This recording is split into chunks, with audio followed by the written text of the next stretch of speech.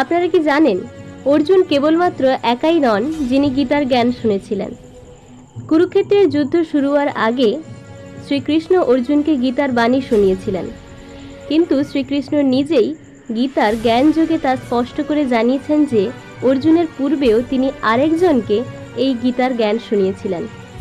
জ্ঞান যোগের প্রথম শ্লোকে উল্লিখিত আছে, ইমং বিবস্যতে যোগং প্রক্তবানহম বয়ম বিবস্বানন্নবে প্রাহা মনুরীক্ষা কবেহ ব্রবীত।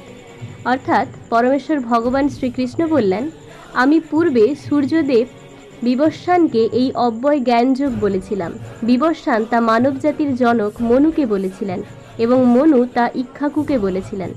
অর্থাৎ অর্জুনের পূর্বে শ্রীকৃষ্ণ স্পষ্ট করে জানান যে তিনি এই জ্ঞানটা প্রথম বিবস্বানকে দেন, যিনি তা মনুকে জানান এবং মনু তার বংশধর ইক্ষ্বাকুকে বলেছিলেন।